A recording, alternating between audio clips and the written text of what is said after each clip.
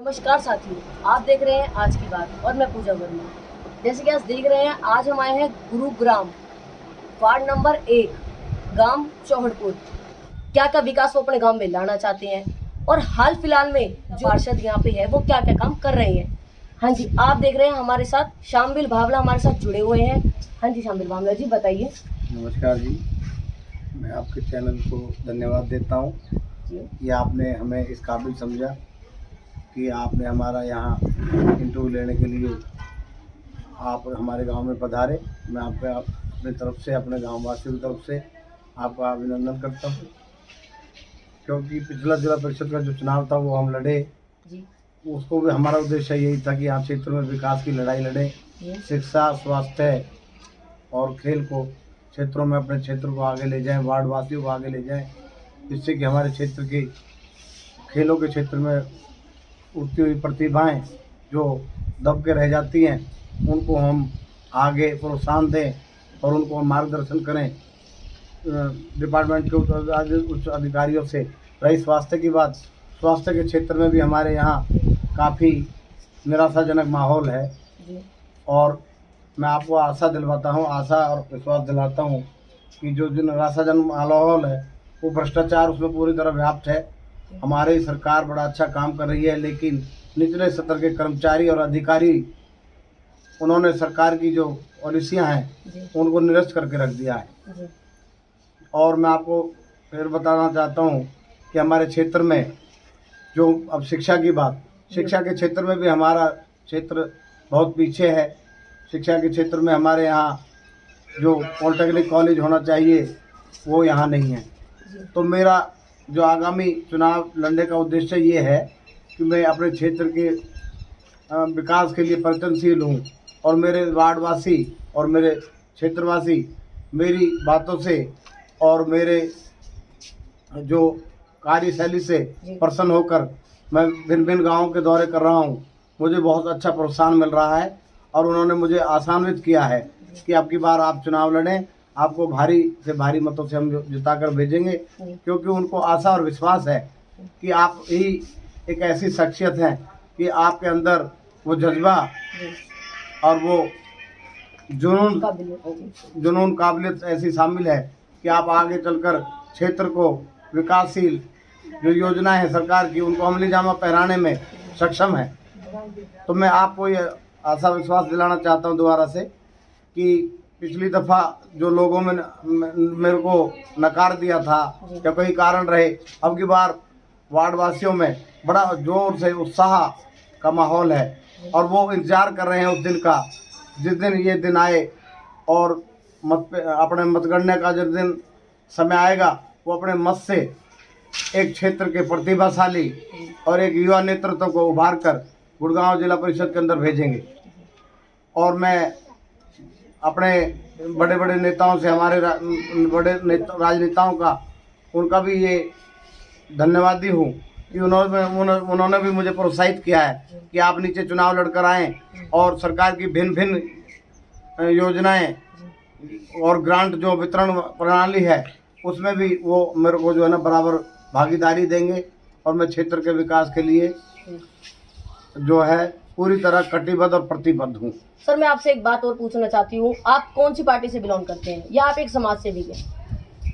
Party तो हमारा क्षेत्र हमारी अपनी पार्टी है जी। कौन सी पार्टी है? हमारे दादाजी यहाँ पहले सरपंच रहे जी, फिर हमारी छोटे दादाजी सरपंच रहे जी, फिर हमारी चाची जी सरपंच रही जी, ब्लॉक समिति के मेंबरान रहे जी। हमारे परिवार का सामाजिक रुतबा इस क्षेत्र के अंदर कायम है जी। उसी को मैं आगे बढ़ाने के उद्देश्य से ये चुनाव लड़ रहा हूँ, तो जिससे कि हमारे गांव का, हमारे क्षेत्र का, हमारे परिवार का नाम रोशन हो सके जी। और मैं चाहता हूँ कि हम एक दिन ऐसा मुकाम हासिल करें कि आदमी, एक कहावत है कि नर सेवा नारायण सेवा जी जी। मैं नारायण सेवा के माध्यम से, नर सेवा के माध्यम से एक नई आयाम स्थापित करना चाहता हूं और क्षेत्र के विकास की दृष्टि से बुलंदियों पर ले जाना चाहता हूं जी। सर, मैं आपसे एक बात और जानना चाहूँगी, ये समाज सेवा आप कितने साल से कर रहे हैं? मैं तो ये बात आपने बहुत अच्छी कही है और मैं आश्चर्यचकित भी नहीं होना चाहिए मैं तो जन्मजात ही जो है समाज सेवा में हूँ।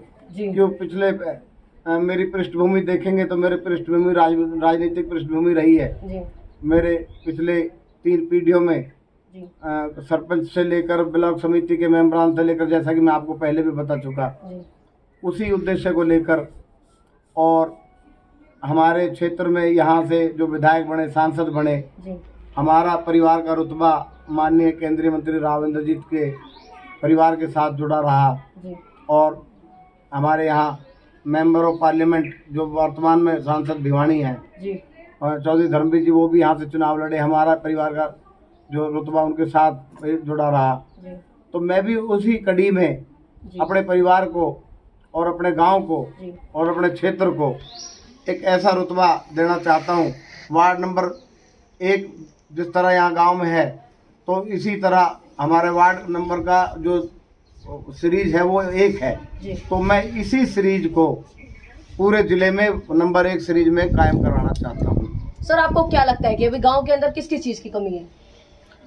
गांव में सर्वप्रथम मैंने देखा कि लोगों में अशिक्षा जी और एक आम, मैंने देखा हमारे प्रतिभाशाली बच्चे, जी चाहे वो शिक्षा के क्षेत्र में हैं, जी चाहे खेलों के क्षेत्र में हैं, जी उनको सही से गाइडलाइन नहीं मिल पाती। यहाँ कोई बड़ा स्टेडियम नहीं है, जी यहाँ हॉस्पिटल की, हमारे यहाँ गैंगवाला स्थित पीएचसी है, जी लेकिन उसका भी विस्तार हुआ है जी पिछली सरकार में, जी जी लेकिन वहाँ पूरी तरह स्टाफ ना होने के कारण उसकी पीएचसी की नई नई ब्रांचें हैं, जी वहाँ स्वास्थ्य के क्षेत्र में भी हमारा क्षेत्र काफ़ी पिछड़ा हुआ है। मैं इस सारे पिछड़ेपन को दूर करूँगा। और रही बात विकास की, गाँव में गलियाँ, पानी की निकासी जी और पीने के पानी की समुचित व्यवस्था जी कराना मेरा उद्देश्य रहेगा। जी और पानी की निकासी के साथ साथ जी हम अपना एक तालाबों का निर्माण कराना चाहेंगे, जी जिससे कि गांव के पशुओं को भी पानी मिले जी। पीने के लिए, जी और गांव का जो हमारा ट्यूबवेलों का वो वाटर लेवल है जो काफ़ी नीचे जा रहा है, जी उससे भी इसको निजात मिलेगी, उससे भी हमारा वाटर लेवल ऊपर आएगा। जी हमारे यहाँ से गुड़गांव कनाल जाती है, जी तो मेरा वार्ड लगभग उसके साथ लगता हुआ है।